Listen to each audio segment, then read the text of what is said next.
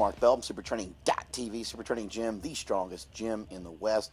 We have some flow presses for you today. The floor press has been a favorite of mine for years and years. It's a great strength builder for the bench press.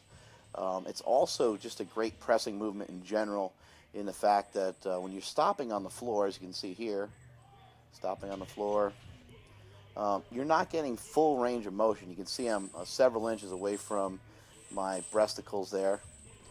A few guys are a little closer than others, just depending on their body type, their body structure, and also how they bench press. I like to bench press a little higher, or at least start my angle a little higher than some of these guys. But I've always liked the fact that you had to stop and you had to start as well. You can see some of these guys are kind of doing more of a touch and go.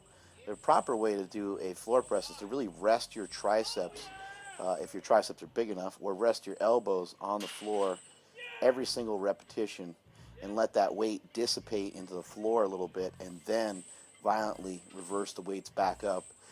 It's very similar to a box squat for the bench press, I would say. How long do you sit on the box? Who knows? How long do you stay on the floor? Who really knows? Who really cares? But what you need to do is let some of that weight dissipate into the floor, and just as you're releasing everything, you want to restart again. So it's a stopping and starting, just like in the box squat. It's a dynamic movement overcoming a static position. Like I said earlier, you're trying to violently press through. It's a great tricep movement. It's also just a good it's a good movement to do when you're a little banged up. Some guys have, like myself, I run into pec issues all the time, so I'm constantly trying to manage that, and that's the whole point of me wearing the slingshot in this one. I'm wearing a 3XL reactive slingshot, which is very passive in terms of how much assistance it's giving me. But it's alleviating some pressure and some pain through the elbows, through the pecs, and through the shoulders. And so in utilizing it, I can have a great training session, plow through some awesome training, and be better off for it in the end by being able to recover from the workout a lot easier. They always kind of say that your workout's only as good as your recovery. Well, with something like the slingshot on, your recovery is going to be improved, but you're still getting a lot of the stimulus.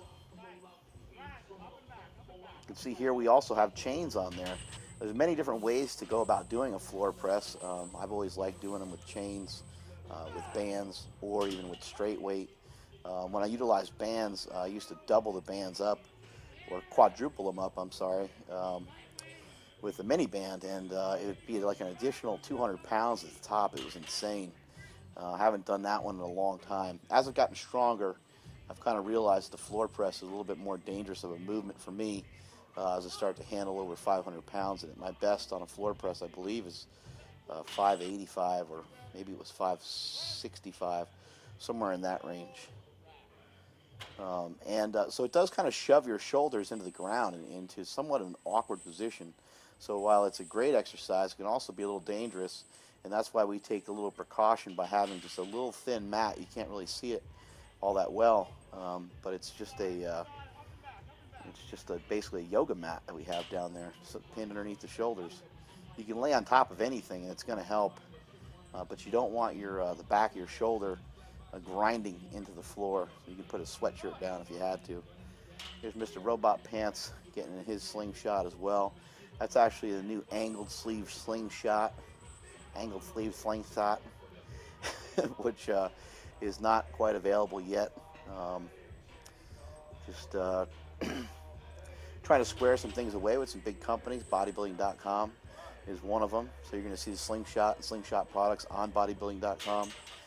But when you get big vendors like that coming your way, you have to fulfill their orders, and you have to kind of put everything else on the back burner sometimes. So little inventions like that sometimes have to wait. Here's Mr. Robot Pants going with some more reps here. Got about 350 pounds on there or so.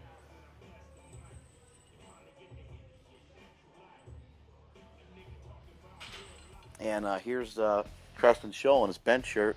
This is his first time in his bench shirt in a long time, so we took it really easy on this day. And that is it from SuperTraining.tv.